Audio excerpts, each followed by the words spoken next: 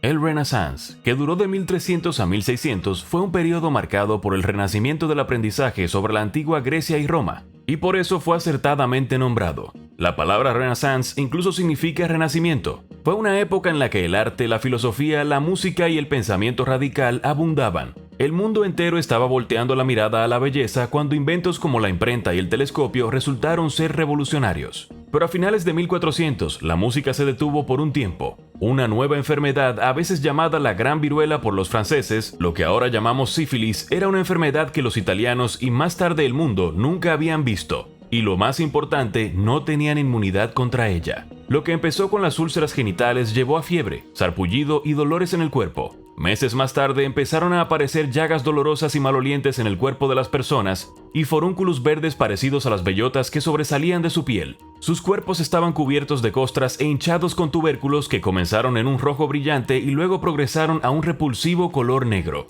Las llagas se convirtieron en úlceras que se comían sus huesos, destruyendo sus narices, labios y ojos, a veces extendiéndose hasta la garganta. La carne que caía del rostro de los enfermos los hacía irreconocibles. Lo que en los tiempos modernos tratamos y entendemos como una enfermedad de transmisión sexual bastante benigna, causó una epidemia mortal a mediados del Renacimiento que mató hasta 5 millones de personas. La evidencia, que incluye informes de los estudiosos de la época y dibujos en madera, indican que esta sífilis era más virulenta que la que vemos hoy en día. Una cepa mucho más contagiosa y mortal que mataba a la gente a un ritmo más rápido. Y aunque el virus que está causando la actual pandemia de coronavirus y el que causó la epidemia de sífilis no están relacionados, parece probable que ahora, más que nunca, el mundo entero pueda empatizar con este miedo a lo desconocido que la gente del Renacimiento enfrentó al igual que nosotros hoy en día. Y quizás incluso podamos aprender algo de cómo la humanidad enfrentó la epidemia en el pasado. El humanista alemán Joseph Grumpeck, que finalmente fue presa del brote de sífilis, lo llamó tan cruel,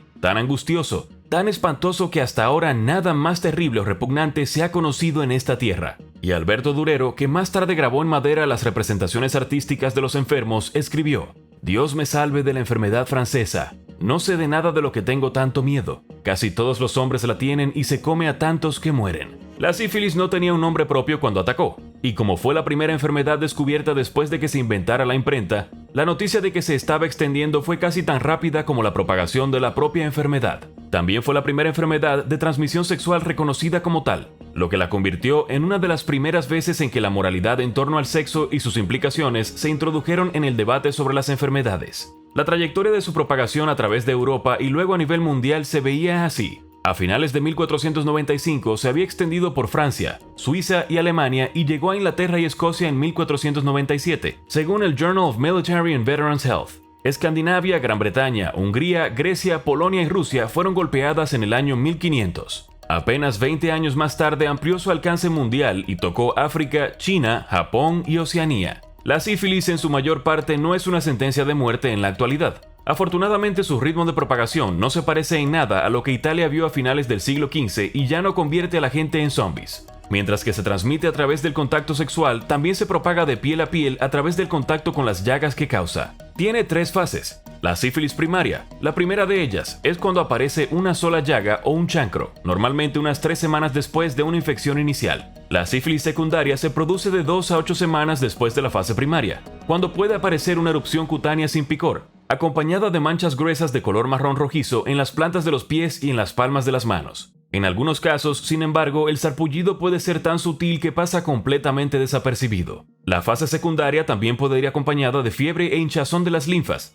entre otros síntomas similares a los de la gripe. Si no se trata, la última fase de la sífilis o la fase terciaria es también la más peligrosa. Pero quizás lo más aterrador de todo esto es que podría ocurrir entre 10 y 20 años después. Alrededor del 15 al 30% de los infectados con sífilis llegan a esta etapa, que puede causar estragos en el cerebro, los nervios, los ojos, el corazón, los vasos sanguíneos, el hígado, los huesos y las articulaciones. Hoy en día el tratamiento temprano suele implicar el uso de antibióticos, a menudo una inyección de penicilina G, pero si está en sus etapas muy latentes se administran 3 dosis de la inyección en intervalos semanales. Si bien no es posible reparar el daño que ya ha sido hecho por la infección, la medicina generalmente lo detendrá en su camino.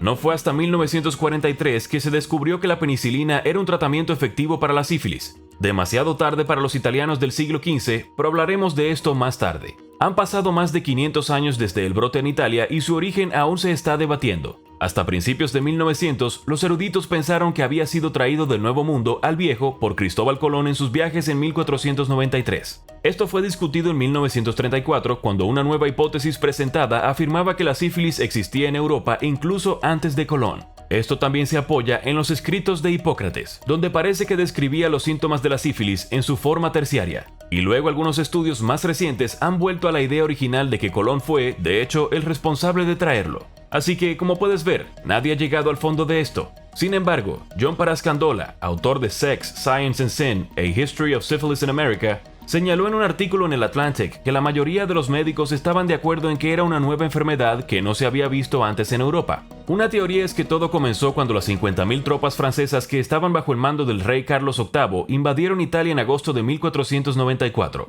Carlos quiso tomar Nápoles con la esperanza de poder usarla como punto de partida para lanzar una cruzada y sus tropas pueden haber traído la ETS con ellos en su campaña para preparar una guerra santa. Los hallazgos de un equipo de la Universidad de Emory en 2008 apoyan la idea de que también podría haber sido posible que Colón y sus hombres trajeran consigo una cepa no venérea de la infección, que finalmente evolucionó en el patógeno que conocemos hoy en día después de que se introdujera en el Viejo Mundo. Nápoles era un lugar con muchos burdeles, así que como los soldados confraternizaban con prostitutas y habitantes de la ciudad, la espiral mortal de contagio pudo haber comenzado cuando infectaron a las prostitutas, que luego lo pasaron a su siguiente cliente y a su siguiente cliente y a su siguiente. Bueno, ya entiendes. Sumado al desafortunado y vicioso ciclo de infección, las mujeres y las nodrizas también podrían transmitirlo a los bebés mientras los amamantaban. Los académicos universitarios en el momento del brote trataron desesperadamente de llegar al fondo de cómo se estaba propagando, llegando a la conclusión de que se propaga principalmente por vía sexual. Aunque esto no impidió que surgieran otras ideas extravagantes, algunos culpan a la alineación de los planetas, de que podría haberse originado en los forúnculos de Job, o que todo esto podría ser el castigo de un dios enojado que estaba asqueado por la fornicación. Uno de estos creyentes fue Maximiliano I, el santo emperador de Roma en 1495, quien pensó que la sífilis debía ser el castigo de Dios por la blasfemia. Pronto surgió un juego internacional de culpas en el que todos señalaban con el dedo a las naciones que creían que eran culpables.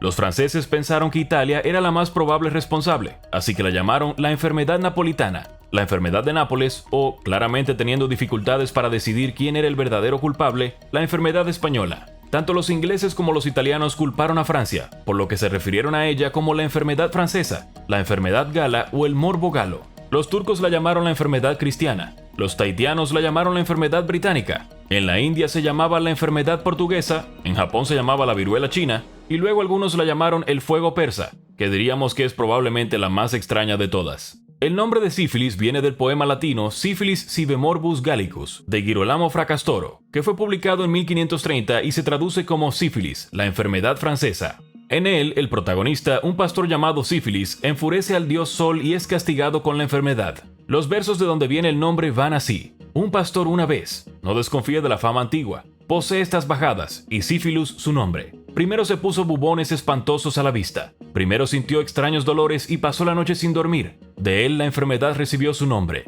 Los pastores vecinos atraparon la llama que se extendía. Intentaron tratar a los pacientes sifilíticos usando mercurio y pomadas de mercurio, lo que en realidad solo empeoró sus condiciones. Muchos de ellos murieron de envenenamiento por mercurio. Los tratamientos con mercurio tenían los efectos secundarios de daños nerviosos graves, insuficiencia renal, úlceras bucales y pérdida de dientes. Para ayudarles a imaginar cómo era el atroz tratamiento con mercurio, S.V. Beck, el autor de Sífilis, la gran viruela, lo describió así: un paciente que se sometía al tratamiento era recluido en una habitación caliente y sofocante, y se le frotaba vigorosamente con la pomada de mercurio varias veces al día. El masaje se hacía cerca de un fuego caliente que el enfermo se dejaba junto a él para que sudara. Este proceso duraba de una semana a un mes o más, y se repetía más tarde si la enfermedad persistía. También se empleaban otras sustancias tóxicas, como el vitriolo o el arsénico, pero sus efectos curativos eran igualmente dudosos. Algunos otros tratamientos tempranos incluyeron el derramamiento de sangre o la extracción de sangre para tratar la enfermedad, que también se ha utilizado históricamente para tratar la viruela, la peste bubónica y la epilepsia. También se usaban laxantes y baños de vino y hierbas o aceite de oliva. Algunos curanderos también pensaron erróneamente que los baños de sudor ayudarían a eliminar las toxicidades relacionadas con la sífilis. Aparte de sus intentos de tratar a los pacientes, también hubo medidas que tomaron los gobiernos locales, como el Ayuntamiento de Edimburgo, que ordenó el cierre de sus burdeles. En el siglo XVI, el guayacol, también conocido como madera sagrada, se consideraba un tratamiento. Procedente de la República Dominicana, terminó convirtiéndose en la primera droga administrada para tratar la sífilis en Europa. Pronto fue elogiado por los médicos y personas como Ulrich von Hutten, un erudito alemán que sufrió la enfermedad durante los últimos 15 años de su vida y finalmente murió de ella. Los tratamientos del guayacol venían en forma de ungüentos y pociones, pero quizás el más vil era como un enema que provocaba diarrea. Entonces se suponía que el paciente debía sentarse y sudar en una habitación caliente durante 40 días y luego ayunar. No necesitamos decirte que esto no funcionó, pero los curanderos de entonces seguían jurando por ello. 21 toneladas de guayacol llegaron a Sevilla entre 1568 y 1608, y su importación se redujo finalmente en el siglo XVIII. Avancemos rápidamente hasta 1928, año en que Alexander Fleming, un científico escocés, descubrió que una de sus placas de Petri descubiertas cerca de una ventana abierta se había contaminado con moho, y su curiosidad se despertó cuando se dio cuenta de que las bacterias cercanas a este moho estaban muriendo. Aislando el moho responsable de esto, lo llamó género Penicillium, y descubrió que luchaba contra todos los patógenos gram positivos o los desagradables responsables de la difteria, una infección de la nariz y la garganta, gonorrea, meningitis, neumonía y escarlatina. También descubrió más tarde que no era el moho en sí mismo, sino un jugo que había producido lo que destruía las bacterias. Este jugo de moho se convirtió en penicilina. Y luego, como sucede a menudo, la historia se repitió. Los soldados durante la Segunda Guerra Mundial comenzaron a experimentar un sarpullido de enfermedades venéreas. Casi el 5% de los reclutas en 1942 tenían sífilis, según un artículo médico publicado en la revista Military Medicine. La penicilina demostró ser todavía efectiva cuando los médicos de un hospital marino de los Estados Unidos en Staten Island, Nueva York, la administraron a 4 pacientes que se encontraban en las primeras etapas de la enfermedad, curándolos de ella. Al año siguiente, los médicos publicaron un estudio sobre la eficacia de las inyecciones de penicilina cuando se administraban cada pocas horas durante 8 días, según Business Insider. La sífilis volvió a resurgir en 2014, cuando el CDC informó de que había cerca de 20.000 casos, lo cual no era tan malo como las cifras récord de la década de 1990, pero que seguían siendo preocupantes. Como resultado, el Grupo de Trabajo de Servicios Preventivos de los Estados Unidos sugirió que se examinara a los que están en mayor riesgo cada 3 meses. ¿La razón de este aumento de casos? Debido a que la enfermedad a menudo no es detectada, a veces sin causar síntomas que llevan a los portadores a propagarla sin darse cuenta, tal vez es un poco como el coronavirus después de todo. ¿Quieres saber más sobre las enfermedades? Mira nuestro video, Las peores plagas de la historia de la humanidad, o haz clic en este otro video de aquí.